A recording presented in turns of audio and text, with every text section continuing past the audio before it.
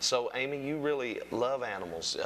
You got a lot of animals of your own? Oh yes, I have 5 dogs, 4 horses, and a cat. Well, you really love animals, I'll tell you. Yes, I do. It's wonderful, you know, and people need to show more respect for people's animals and things of that nature. You know, if an animal gets away from somebody, you know, more than likely they've got their tags on and stuff like that.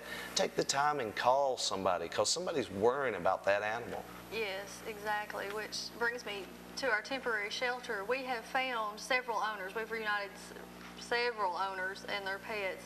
But there's still some at this shelter that you can look at and you know they're so well cared for and so clean, and so, you know, you can just tell somebody's really put a lot of time and effort into those animals. So that's one thing I am encouraging the community, is to look on our Forever Friends Facebook page. We have all of the animals that we're trying to find their owners for, and it breaks my heart every night to turn those lights off at that shelter and close those doors.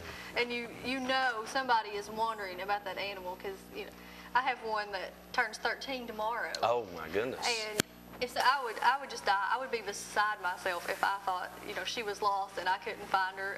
I wouldn't give up. It bothers me, and it breaks my heart. I leave that shelter a lot of time in tears, because I know that there's someone looking for that dog, and you know, and that dog's sitting there wondering, where are they going to come get me? It's so sad. Oh, it takes such a caring heart to do that too, and that is so wonderful. That's what this community needs, is more care, love, and respect for one another. And it starts right here, and it starts right now.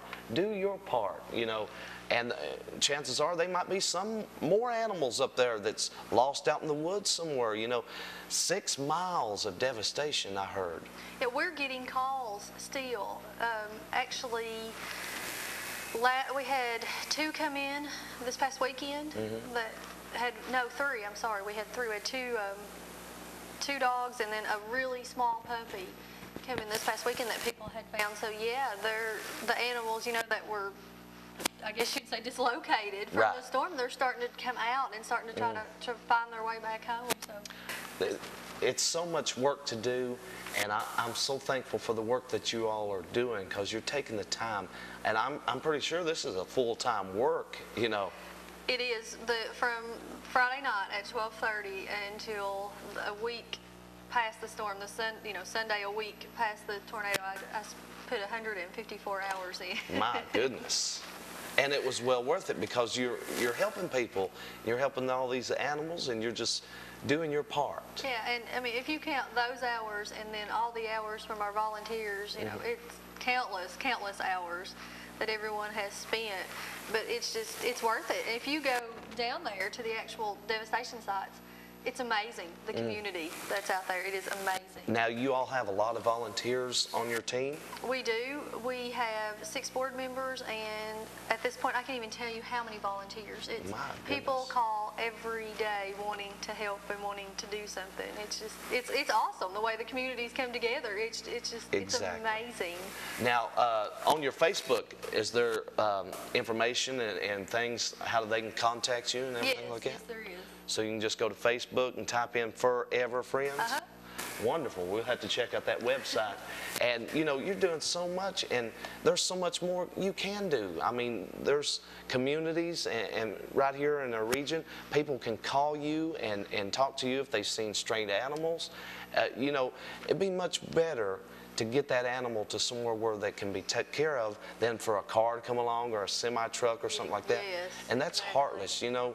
Just throwing the animals out and let them defend for themselves, you know. It is heartless, and any of those people that have those animals that would consider doing that, all they'd have to do is call us. Right. We would come get it. We have lots of volunteers. You know, we would make it a point. We would get somebody there to get that animal, and that's another thing we do. We don't have an actual shelter anywhere. We have foster homes.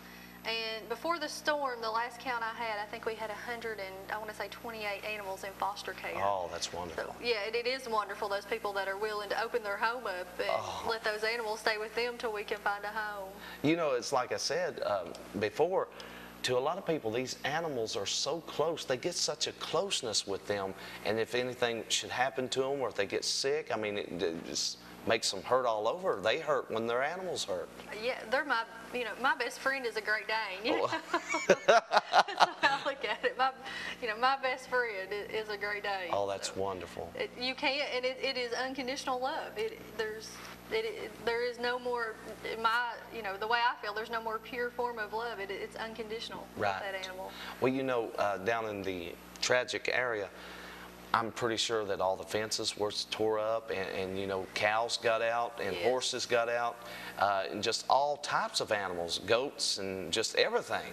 So I'd say you guys have been pretty busy down there. We have, and there are, then that's another thing. That's what's so neat. There are several agencies that have all came together. Like the guys at the Laurel County Animal Shelter, they've been great about there helping people.